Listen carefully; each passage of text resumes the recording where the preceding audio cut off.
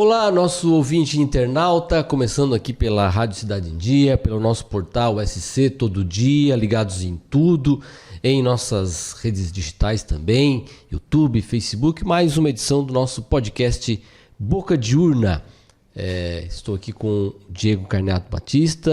Olá, Diego, tudo bem? Olá, Rafael. Olá a todos os nossos ouvintes, espectadores, né? Estamos aí para mais uma edição deste podcast, então. Olá, Gabriela, Shelp, tudo bem? Olá, bom dia, né? Bom dia, boa tarde, boa noite. Agora fui eu que caí na pegadinha.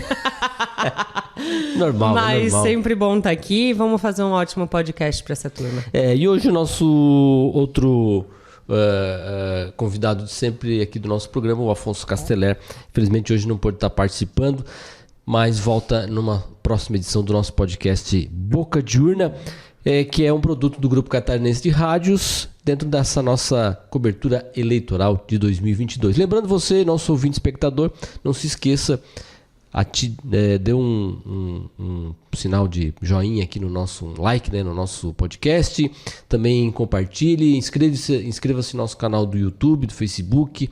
Mais de 3.360 inscritos lá no canal. Então, dê um like, compartilhe e ajude a gente a levar adiante essa ideia.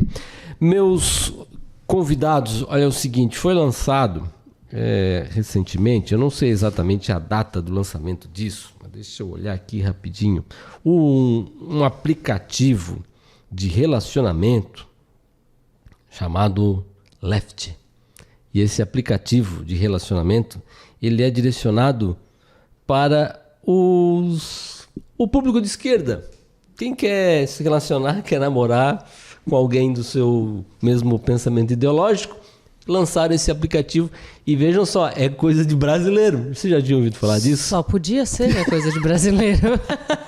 Em outro lugar do mundo tu não vai ver isso. Não vai ver isso. Olha, rapaz, primeira vez que eu ouço falar. O que vocês acham disso?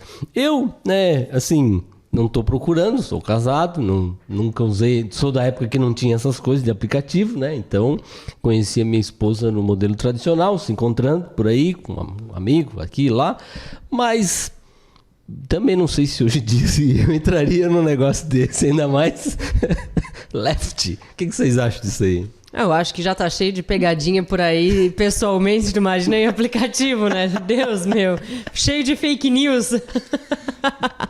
Rafael, me lembrando agora do meu tempo, né? E olha, há uns 20 anos atrás, quando iniciou essas questões, então tinha lá as salas os chat de bate-papo do Terra, se eu não me engano.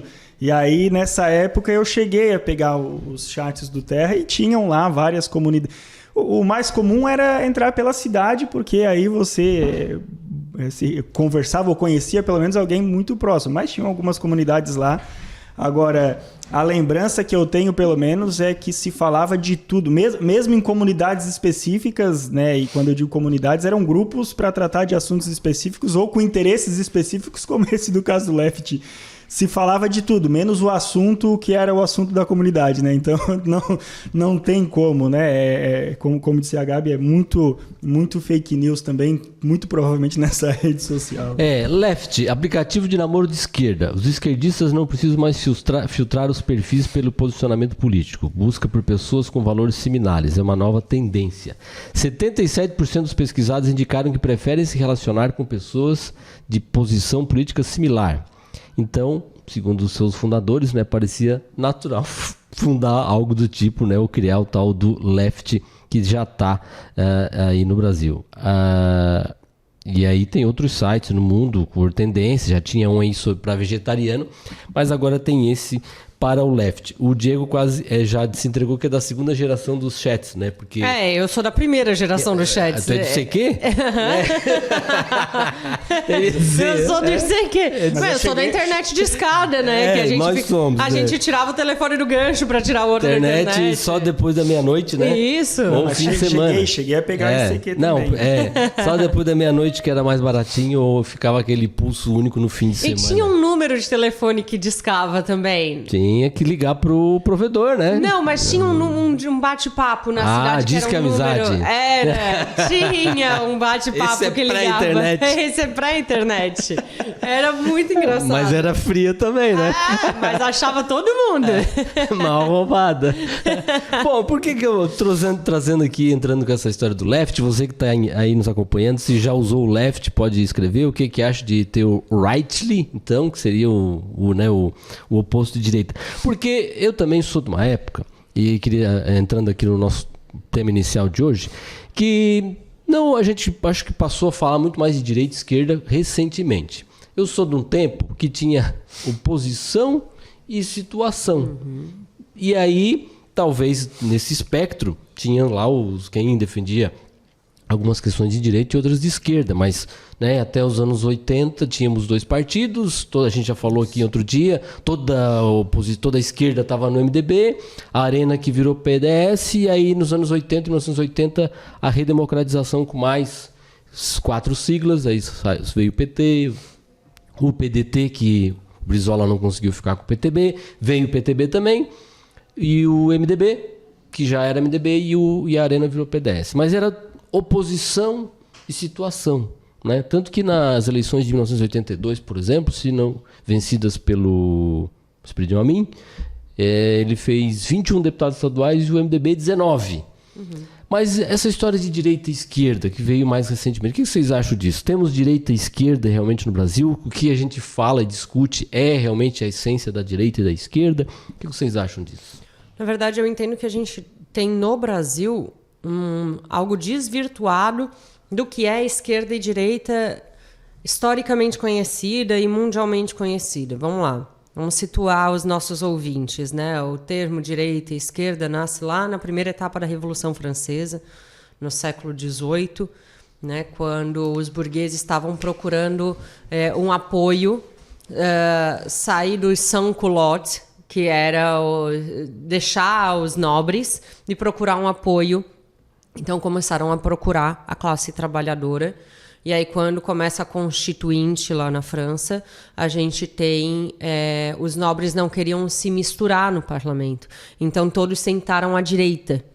E a esquerda ficou conhecida pela luta pelos direitos dos trabalhadores contra a elite, né? Então a gente tem uma divisão histórica de direita, onde defende os direitos individuais, né, o bem-estar individual, e a nobreza, né, a elite, e a esquerda, a classe trabalhadora e o bem-estar comum. Então a gente tem essa divisão histórica de esquerda e direita. Claro que nos países isso vai se adaptando. Aqui no Brasil a gente tem uma mistureba, assim, até porque com o tempo a gente passou a trabalhar alguns outros conceitos também. Então a gente passou a ter várias esquerdas e várias direitas. Então a gente tem aí esquerdas mais conservadoras e direitas mais conservadoras. E a gente tem esquerdas, aí falando num campo de economia, mais liberais e direitas mais liberais, e esquerdas mais estatistas e direitas mais estatistas. Então hoje a gente tem várias esquerdas e várias direitas, e isso tem que ser conhecido pelos nossos eleitores, porque muitos se intitulam eu sou direita, essa coisa de tu é esquerda, tu é isso, tu é aquilo, e sequer sabe exatamente o que é uma esquerda e quantas esquerdas tem, e o que é uma direita e quantas direitas tem. As pessoas não conseguem se posicionar num espectro político partidário por falta de conhecimento, né? E aí entra essa dicotomia como se tivesse só uma esquerda, só uma direita, e que se tu não é direita, tu é esquerda. E não existe só isso também, né? Parece que só tem isso, né? No debate que a gente está vivenciando. Ou se você não é direita, você é esquerda. Se você não é esquerda, você é direita, né? E se tu não é nada, tu é centrão. Aí, bicho. Realmente tem um ditado que diz que muito ao Oriente é Ocidente, né? Ou muito à esquerda já é direita, muito à direita já é esquerda, né? E realmente, de fato, nós temos aí uma gama de ações e de políticas ideológicas muito grande né, que podem configurar politicamente, ideologicamente, se você está mais à esquerda, se está mais à direita, se está mais ao centro, mas jamais classificar, eu acredito que partido ou governo, ou até mesmo uma pessoa, se ela é esquerda ou direita. No Brasil, pelo menos, eu acho impossível você pegar uma única pessoa ou um único partido e conseguir classificar em qual ideologia de fato ele se encaixa. Justamente por isso, né? Porque você não tem só uma esquerda ou só uma direita, né? Você tem aí várias esquerdas, várias direitas, várias centro-esquerdas ou centro-direita, né? E aí, claro, tem o extremismo, né? Então, dos dois lados, eu acredito que o extremismo ele deve ser evitado a todo custo, né?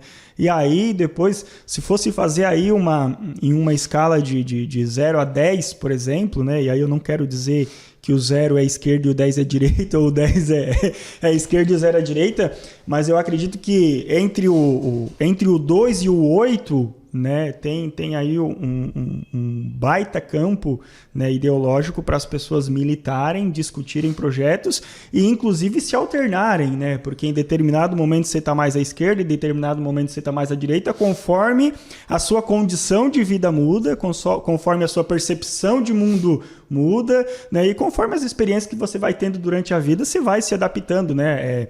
A regra da evolução é que não sobrevive o mais forte, sobrevive o mais adaptável, né? Então esse é o grande segredo da sobrevivência humana, né? E diariamente a gente vai fazendo esse exercício. Então, quando você apenas classifica, né, ou pelo menos vagamente classifica, né, direita e esquerda por determinada situação, vai errar e vai errar feio. Por exemplo, protecionismo econômico, né?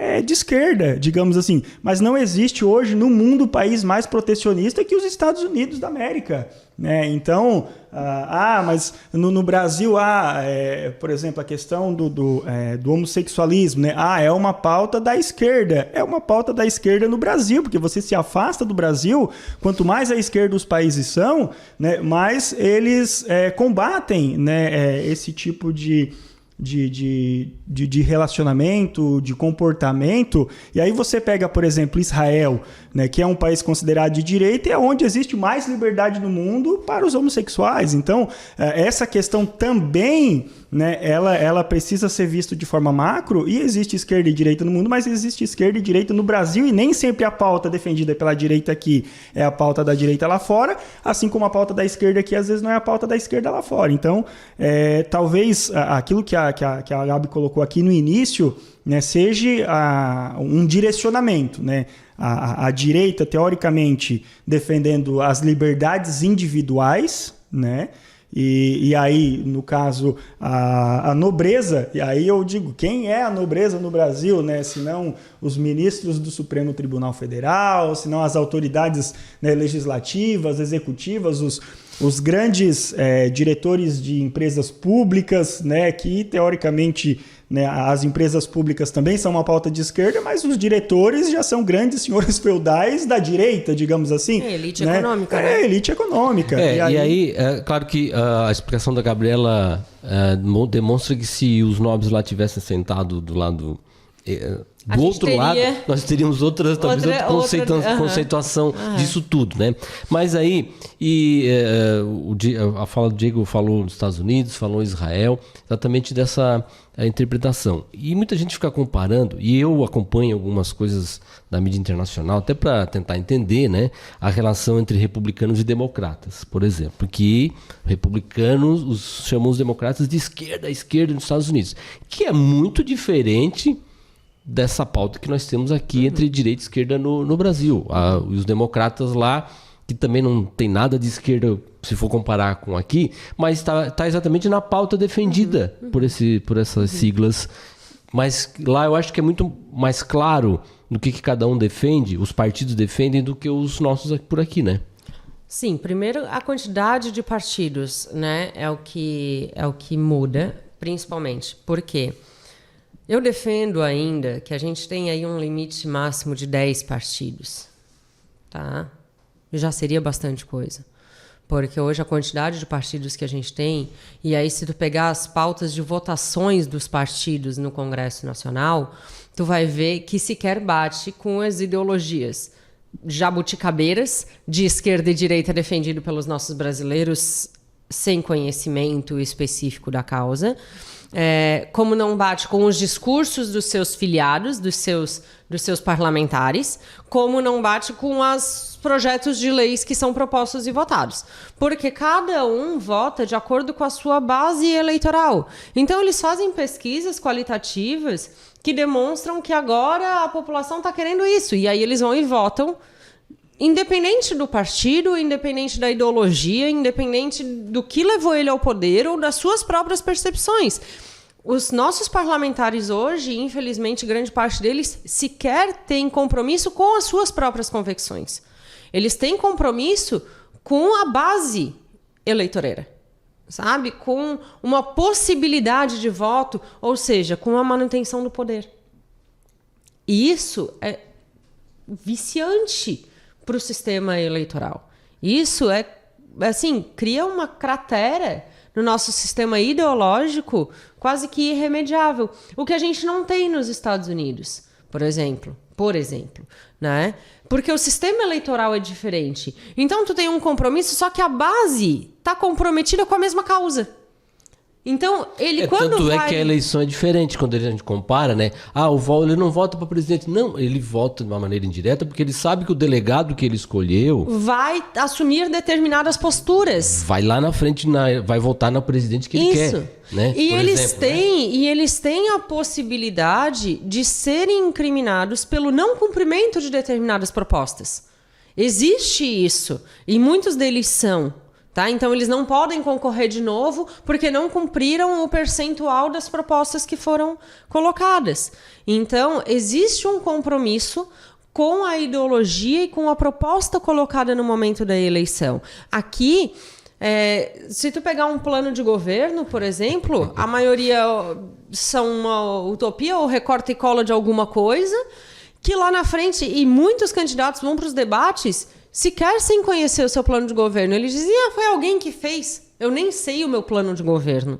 Então, eles não têm compromisso com as propostas que são colocadas. E mesmo durante a eleição, a gente vê um desvio reiterado das suas propostas. No início da campanha, ele começa com uma coisa, depois, para ganhar um segundo turno, ele já tem propostas completamente diferentes. Então, o objetivo não é a esquerda, não é a direita, não são as propostas, muito menos a ideologia. O objetivo é o poder. E isso corrompe qualquer sistema. Então, a gente está aqui cobrando que a nossa população entenda esquerda e direita, quando os nossos parlamentares, que obviamente são um reflexo da nossa população, porque eles são parcela da população, né? São pessoas que estão no nosso meio, pessoas nas quais a gente acredita. Então, eles são um reflexo do Congresso Nacional, um reflexo da nossa população. Então, a população não entende, muito menos o Congresso, e vice-versa. E aí a gente vai discutir aquela história de quem chegou primeiro, o ovo ou a galinha, porque o parlamentar não entende e a população também, e a gente retroalimenta esse sistema vicioso. Então, a gente vai ter que parar em algum momento e reestruturar isso tudo. O investimento em educação demora, né? Ele é um investimento lento, gradativo, mas ele é fundamental. E eu sempre vou bater nessa tecla. A gente precisa educar. Então, a gente vai ter que parar em algum momento e entender o que é esquerda e direita. Né? Quantas esquerdas a gente tem? Porque no momento que a gente institui na nossa Constituição que nós temos um partido, um país pluripartidarista, a gente tem que respeitar esses pluripartidos que existem. E não existe esse respeito. Né? Eles sequer se respeitam, então a gente vai ter que reestruturar. E aí, por que eu até propus esse tema? Porque a gente passa, quando só está discutindo direita e esquerda, a gente daí não discute às vezes o que está no meio.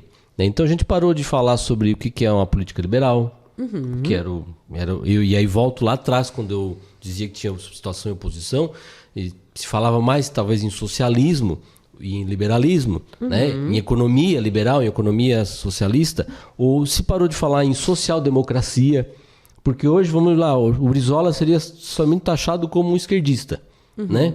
Mas o Brizola era da social-democrata, tanto que o PDT, que fazia parte da social-democracia internacional, o PSDB não, né? A gente parou de falar dessas outras coisas que tem no meio, né? O que tu acha disso, Diego? Não, realmente, Rafael, realmente E aí, quando só complementando a fala da Gabriela, não só, ou a gente aprende essa questão do que é de fato direita e esquerda e o investimento em educação, eu acho que realmente é o caminho, mas ou abandona de fato esse discurso e essa discussão, né, que não leva a lugar nenhum, né? Os partidos, eles precisam ter suas pautas. Por exemplo, né, o trabalhismo ele é de esquerda, né? Mas nós tínhamos até recentemente no Brasil um partido trabalhista cristão, né? Então defendia as questões de esquerda relacionadas à economia, né? Defendia as questões de esquerda relacionadas ao trabalho, à segurança do trabalhador, a direito trabalhista. Ele é um estatista conservador.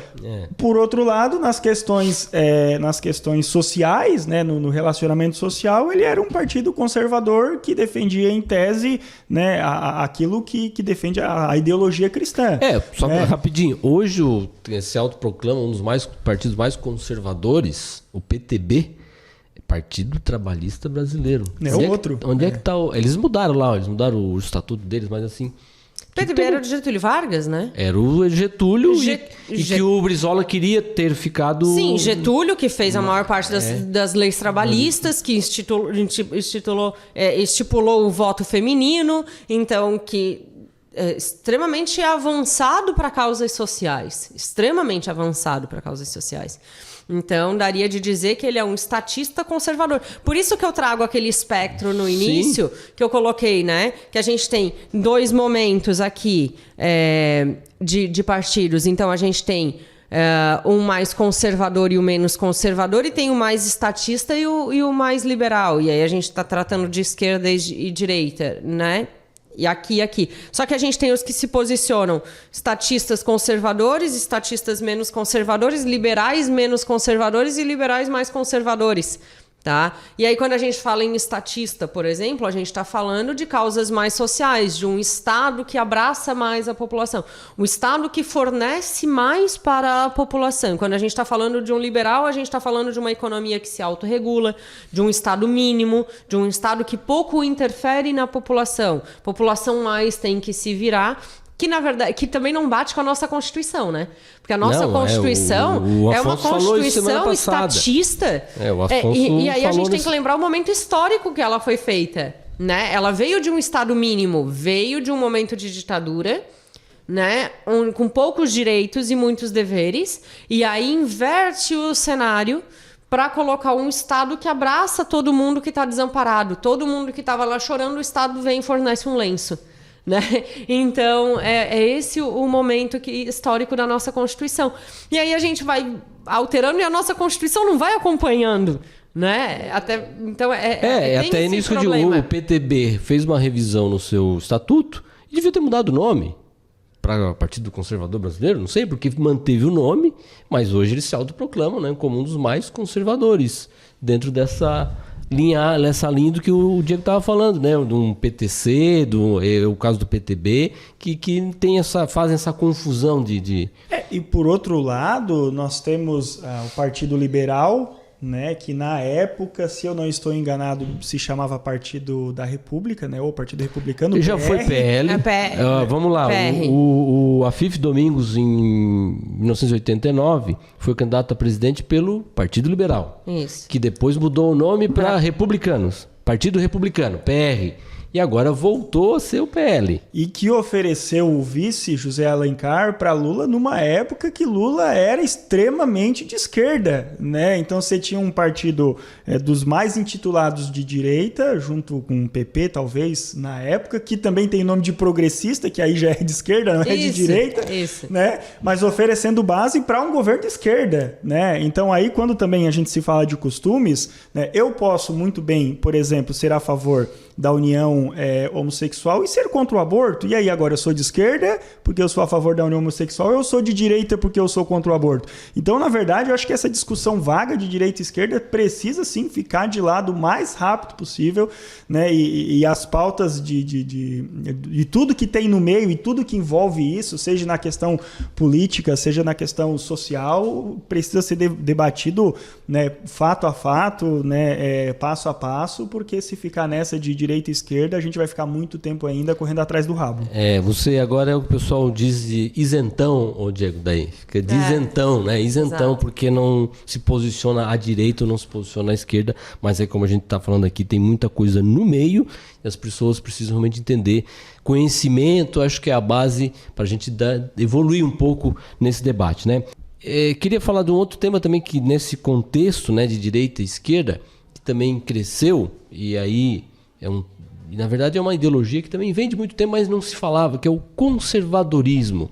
Ela está misturada, ela tem espaço, quem é realmente conservador, e a gente falou aqui no bloco anterior, né, do PTB, agora é o mais conservador do país, enfim, mas o PL, né, que tem o liberal no nome, mas também se proclama como conservador. O que vocês podem falar, o que vocês entendem, o que vocês avaliam nessa questão também do conservadorismo? Está no meio disso ou é algo que faz parte da dita direita? Não, na verdade o conservadorismo é um dos espectros que eu já coloquei aqui, né?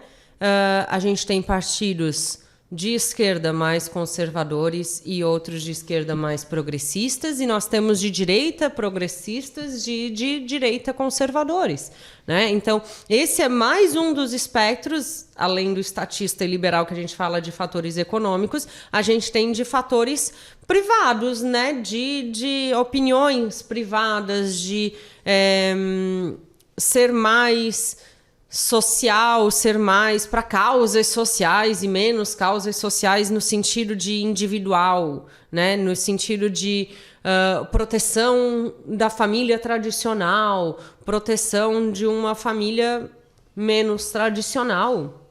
Enfim, a gente tem esses valores, mas que não se enquadra também em esquerda e direita. Nem todo de direita é conservador, nem todo de esquerda é progressista, tá? Então a gente tem essa mistura também, porque somos pluripartidários no Brasil, e pluripartidarismo não combina só com uma taxação de esquerda e direita.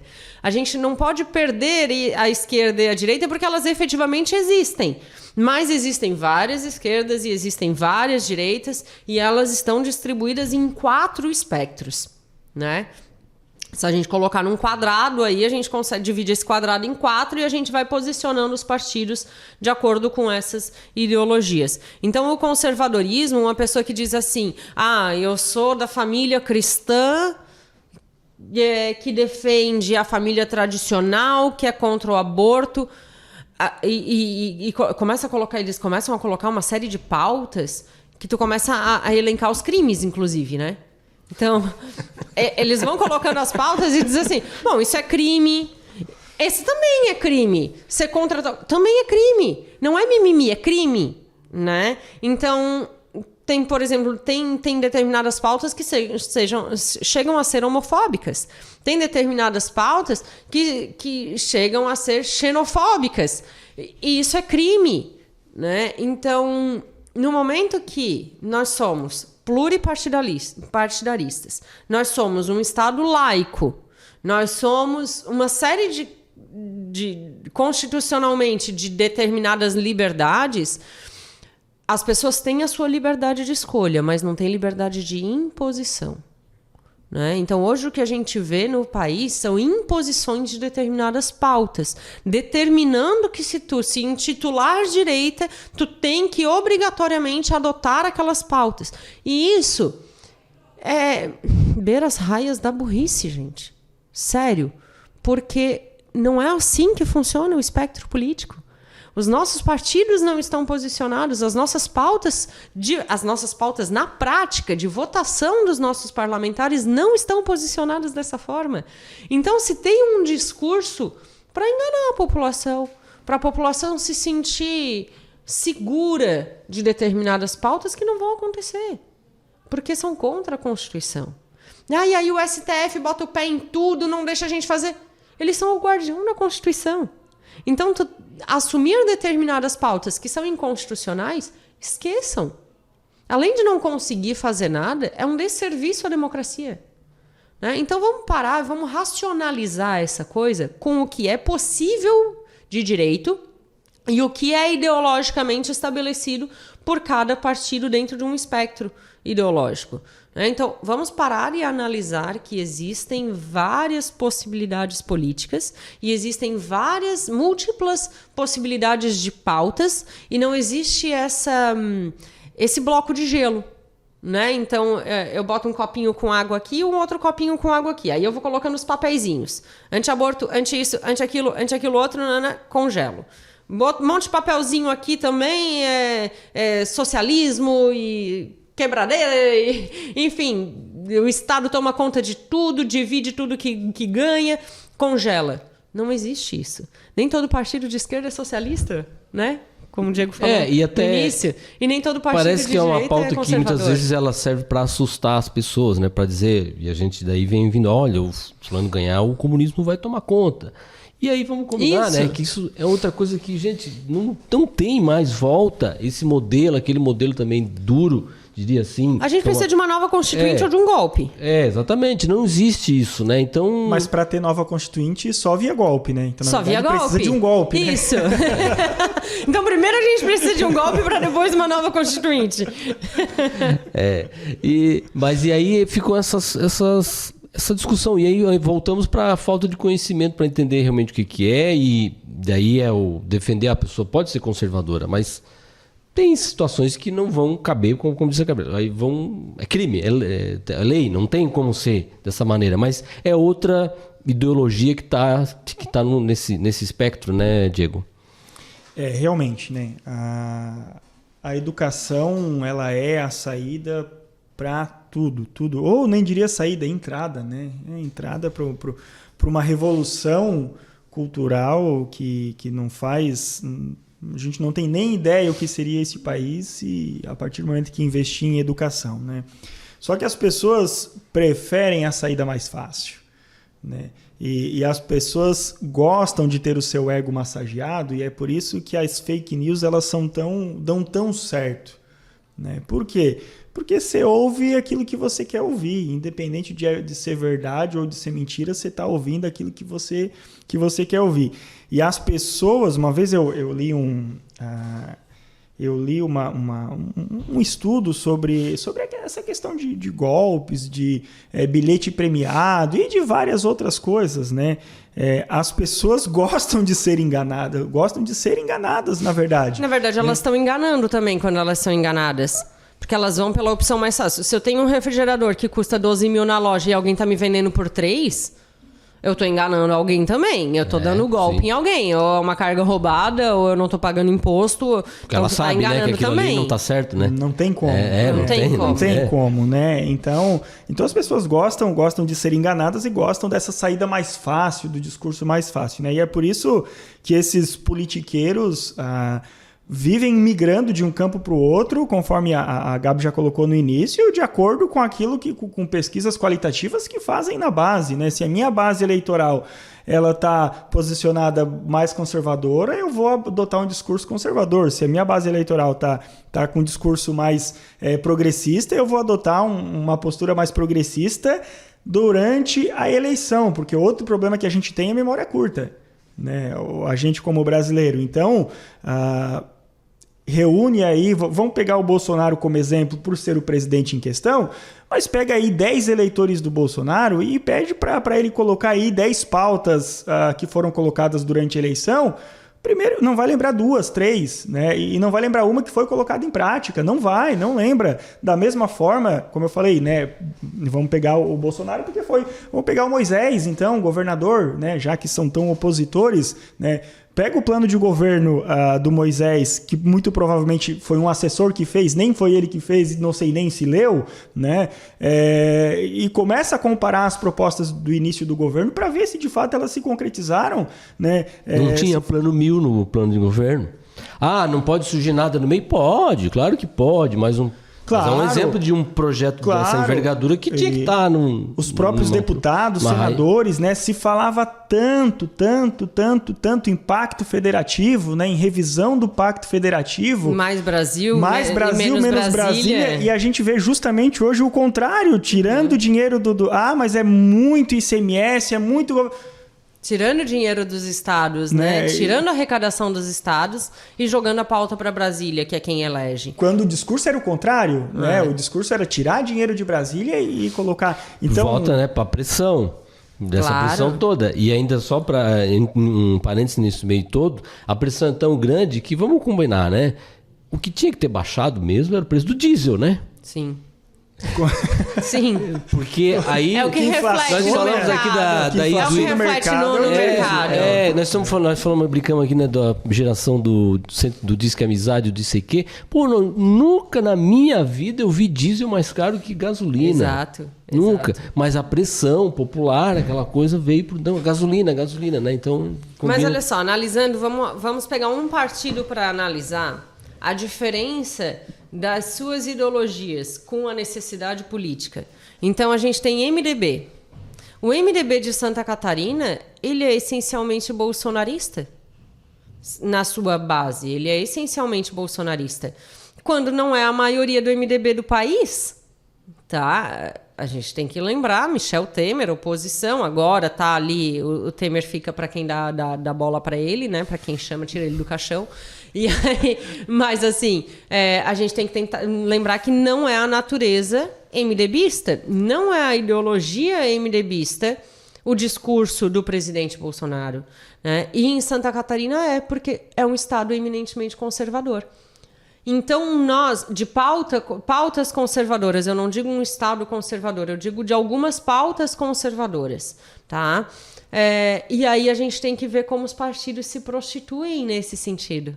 Em virtude de uma suposta popularidade, em virtude de uma suposta... uma suposta... chance de ganhar uma eleição. De conquistar um espaço uma oportunidade. Né? Uma oportunidade. Então a gente vê a prostituição das ideologias, a prostituição dos partidos e o zero compromisso com isso, né? Porque tu pega os filiados do MDB aí de quantos anos? Né? Uma história lutando por direitos sociais, lutando contra determinadas repressões, e aí, né, se alia a um determinado movimento que é popularista, né? É um movimento popular, que não se sabe quanto tempo dura. Bom, realmente é um assunto que merece mais e que é para as pessoas refletirem sobre isso. Queria aproveitar essa parte final do nosso podcast, que a gente está na semana. Quem nos acompanhar ainda até quinta-feira à noite, já na estreia do podcast, não vamos ter o 100% concluído. Quem estiver ouvindo no sábado, nós temos aí a conclusão, o fechamento. Aparentemente, 11 candidatos a presidente, 11 candidatos a governador de Santa Catarina, sim, isso é possível. No sábado a gente vai ter certeza que não. Acho que vai diminuir, mas é possível que tenhamos. Mas eu queria, para a gente terminar falando aqui essa parte, entrando no candidato novo da semana, que é um do PTB, que nós falamos aqui. Roberto Jefferson, lançado candidato a presidente essa semana. Não sei se isso vai vingar depois do dia 5, né, de agosto. E aí o comentário na internet é assim, mas como? O cara está em prisão domiciliar, como é que ele se lança candidato? Bom, nós tivemos em 2018 também, né?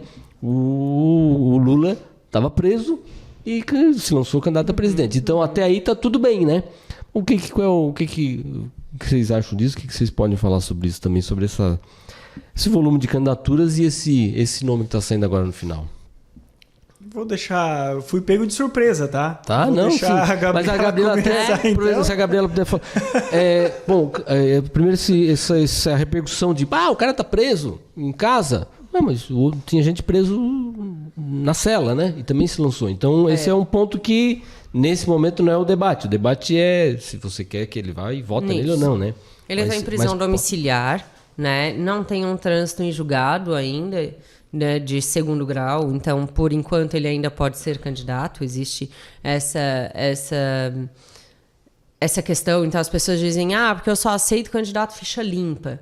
Vamos lá, tu só deixa de ser ficha suja, só passa a ser ficha suja se tu tiver uma condenação transitada em segundo grau, uma condenação penal transitada em julgado de segundo grau, né?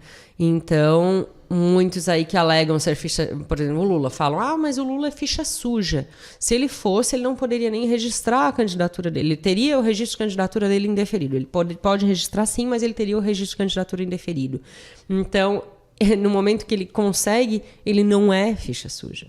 Roberto Jefferson, é um preso político. Se ele tiver uma condenação penal transitória em julgado, não interessa a origem da condenação dele, ele passa a ser ficha suja, tá? E não é porque ou roubou, ou matou, ou... Não, é condenação penal transitória em julgado, tá? É de segundo grau. Então, no momento, Roberto Jefferson ainda pode ser candidato, sim. O que se faz agora é um jogo de marketing para transformar... A gente tem que lembrar, gente, que Roberto Jefferson ficou mais dentro da cadeia que fora da cadeia, né? Nos últimos tempos. Então, ele está preso agora, mas ele tinha saído há pouco tempo da cadeia. Então, a nossa memória tem que puxar esse aspecto também. Tá? E aí, Roberto Jefferson... toda vez que falo em Roberto Jefferson, eu penso em Getúlio Vargas virando no túmulo, gente. Com as coisas que estão... Ele está lá revirando no túmulo. Roberto Jefferson veio do MDB, depois foi para o PP e agora no PTB, que era o partido do Getúlio, isso, o tal do trabalhista brasileiro. PTB. Então, assim, olha, MDB, progressistas e depois PTB. Meu Deus, que guinada na vida. E em boa parte desse período ele teve preso. Tá? Então, agora a gente tem que ver toda a questão de registro de candidatura dele, o quanto vai ser feito de marketing em cima para transformar ele em um preso político, que a gente já ouviu isso essa semana. Né? Semana passada já estava com essa história de que ele é um ídolo, ele é um preso político perseguido pelo STF. Ele está preso agora, mas ele já teve preso antes e não foi, né, por perseguição do STF, não foi pelo inquérito das fake news, né? Foram por outras razões. E aí a população, né, bota lá no Google que vai achar essas outras razões e que são bem sérias, né? Então a gente tem que analisar agora registro de candidatura. Nem todos esses que se põem, eles vão conseguir ter os seus registros de candidatura deferidos por algumas questões jurídicas. E aí vão se trabalhar as imagens, como se fez com o Lula, né, que ele estava impedido naquele momento de levar uma candidatura adiante. Ele registrou. Né, ele registrou, mas era inviável, ele preso, levar uma candidatura adiante. Como é que a gente ia montar uma câmera dentro da cela para ele poder fazer os debates, porque ele não poderia ser impedido de participar, né? Ou teria que ficar movimentando ele o tempo inteiro para participar de uma campanha, porque todo cidadão tem direito a efetivar, a realizar os seus atos de campanha enquanto não tiver o seu registro de candidatura indeferido em segundo grau, né? Transitado em julgado o seu indeferimento de registro de candidatura. Então, por exemplo, eu registro a minha candidatura, eu tenho indeferida no primeiro julgamento, eu recorro, eu tenho o direito de continuar os meus atos de campanha. Então, fica meio complicado, né? Vamos colocar uma tornozeleira eletrônica no Roberto Jefferson, aí vai ter que... Qual o raio de atuação dele? Né? Um candidato à presidência, ele vai ter que percorrer o Brasil inteiro. Como é que a gente vai fazer esse monitoramento? Então, e o que serve para um preso serve para todos, porque todos eles têm, até que se tenha os seus direitos políticos suspensos, porque a gente não fala mais em cassação de direitos políticos, isso é uma coisa lá de trás, que já ficou para trás, a gente só tem a suspensão dos direitos políticos, em determinado momento essas pessoas podem reaver os seus direitos políticos, mas enquanto esses direitos políticos estiverem suspensos, aí sim eles não podem fazer atos de campanha. Mas enquanto tiver, eles têm o direito de fazer. E aí a gente tem uma dicotomia, né, entre o direito penal e entre o direito constitucional, porque são direitos que a pessoa tem, mas que estão privados temporariamente por uma causa penal. É uma ação de marketing também, entende dessa maneira, Diego? Alguém que, né, quer aproveitar os últimos minutos desse... lança, depois vamos ver o que vai dar, vamos falar de mim, eu vou ter espaço para falar ou não. Enfim, é uma jogada. Me surpreendeu, até não li nada. Foi quando que foi a convenção? Ontem. Talvez por isso que eu ainda não... Ontem, na véspera da nossa... na véspera da gravação do nosso... Acho que ontem, na véspera da gravação do nosso podcast aqui, que é gravado às terças, né? Porque, de fato, até onde eu sei, Roberto Jefferson era extremamente bolsonarista, né? E eu não vejo Roberto Jefferson tirando votos do Lula para favorecer Bolsonaro num segundo turno e tentar garantir um segundo turno para Bolsonaro. Eu não vejo... Quando é em casos de governador, né, a gente sabe que, por exemplo, vários partidos lançam candidatos ao governo para dar palanque no Estado para o presidenciável, né? Que não é o caso também. Roberto Jefferson não tem para quem dar palanque em Brasília e não é o momento, e não há mais tempo para... Nos estados, melhor. Ele será o palanque de Brasília, né? Ele será o palanque de Brasília, E também não vejo mais tempo hábil para ele lançar uma candidatura, porque agora já é candidatura, não é mais pré, né, Gabi? Depois ou ainda é pré? Ainda é pré. Né? Só passa a ser candidatura em 16 e começa em 16 de agosto. E eu não vejo mais tempo hábil para ele lançar uma pré-candidatura à presidência para depois lançar uma candidatura ao Senado, por exemplo, e eu já tinha que aparecer o que apareceu e o tempo é curto agora para ele fazer um marketing. Então, olha, me surpreende essa questão e agora alguma jogada tem, né? Qual é a grande sacada aí? A gente vai ficar sabendo nos próximos dias. Talvez até o podcast ir pro ar a gente tem novidade, mas de fato me surpreende, porque eu não vejo benefício político nenhum, nem para ele, nem para os seus aliados nesse momento. E tem uma outra dos últimos minutos, que é uma chapa 100% feminina, né? Que é a chapa Simone Tebet e uma senadora do PSDB, que está para ser aprovada também em convenção, formando aí uma chapa feminina. É outra ação de marketing, é uma ação que eu estava ouvindo hoje que as pesquisas estão indicando que isso faria... A necessidade de candidaturas femininas. Que isso soaria muito bem no eleitor, uma chapa 100% feminina. A primeira coisa que eu queria falar sobre Roberto Jefferson, primeiro é que a gente tem que lembrar, corrupção não tem partido. Roberto Jefferson é o maior exemplo, né? Ele foi preso pelo Mensalão. Né? E MDB, progressistas e então, corrupção não tem partido. É outra ilusão. Pulando né? essa etapa, eu entendo que Simone Tebet ficou com poucas opções de vice. Então ela está tendo que trabalhar com o que lhe é ofertado, tá? Porque o MDB demorou muito, vários partidos já tinham feito os seus arranjos políticos e ele acabou ficando com poucas opções. O PSDB entrou num racha, eles estavam para se apoiar o tempo inteiro, mas o PSDB entrou no racha. Então, os dois nomes que tinham, nenhum mais poderia ir, porque senão corrompia o partido, né? Um lado ia ficar contra o outro. Então, o negócio do PSDB era realmente lançar um terceiro nome.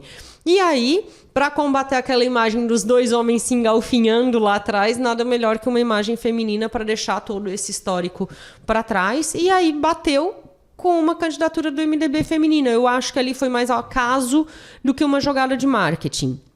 Não tem um terceiro nome no PSDB para lançar. Então, mas acho que é uma chapa que para essa eleição fica comprometida, mas com um grande futuro para uma próxima eleição. Simone Tebet é um grande nome. Um grandíssimo nome. O que eu sempre digo, para as pessoas prestarem atenção no que os candidatos falam, pode não ser nessa eleição, pode ser numa próxima, mas assim, prestar atenção em que todos eles falam, né? Para não ficar achando pelos outros, não ficar tirando conclusão pelo que os outros falam para você e não entrar. O nome da senadora é Mara Gabrilli, né? Que deve ser confirmada como a vice na chapa da Simone Tebet. Aí eu não sei se a Mara é senadora de primeiro mandato ou de segundo, porque a Tebet vai ficar sem mandato, né? Vai. Aí, mas a Gabriela eu não sei. Seria esse o nome de uma chapa 100% feminina também, Diego? O que você acha? Interessante, né? Interessante porque traz... O nosso debate da semana passada foi justamente a questão da participação feminina na política, né? Talvez o caso da Simone com um pouco mais de estrela, digamos assim, não era essa palavra que eu queria usar, mas protagonizando o processo, já que o MDB trabalha o nome da Simone já há algum tempo, né? Diferente da Mara, que como a Gabi bem colocou, né, cai como um step, uma opção que o PSDB tinha no momento, não foi a primeira escolha, né, diferente do caso da Simone Tebet do MDB, que foi uma discussão e uma construção dentro do partido. Infelizmente, uma construção que não pegou devido à polarização que a gente tem nesse momento entre Bolsonaro e Lula, mas que pode sim se apresentar um bom nome aí para a próxima eleição. Agora, o problema disso é que nós temos no Brasil um eleitor extremamente populista que gosta de candidatos populistas e que aí a Simone também vai precisar se readaptar um pouco, se reconstruir a sua imagem para a próxima eleição. Mas vai ter 4 anos para isso. Então, acho que é uma chapa interessante. Traz o público feminino para a discussão de poder. Eu acho que tem talvez até condições de brigar por um terceiro lugar, quem sabe, né? E aí a gente volta então a ter uma mulher protagonista. Já tivemos a Dilma, já tivemos a Marina, né? E agora, quem sabe, a Simone, então... Ela precisa nacionalizar o nome, né? Exatamente, assumindo esse protagonismo, nacionalizando o nome dela para, quem sabe, na próxima eleição, é difícil... se for Bolsonaro, fica mais fácil para ela, porque termina o mandato dele, né? Se for uma eleição de Lula... Também não necessariamente, porque o Lula já está com idade avançada, não quer dizer que iria para um 4º mandato. Mas é o momento dela nacionalizar o nome dela. Aí entra no teu ouvido. Ele prometeu que não vai para a reeleição. O Lula... mas não foi só ele, né? Essa promessa aí a gente teve há 4 anos também. Tá todo mundo prometendo que não vai para a reeleição. Também teve há 4 anos, né? Eu não lembro de um único candidato que na primeira eleição não prometeu que não iria para a reeleição. Né? A Gabriele tá na primeira parte, nos primeiros 4 anos do mandato, então ela seguirá, né, senadora pelo estado de São Paulo, né?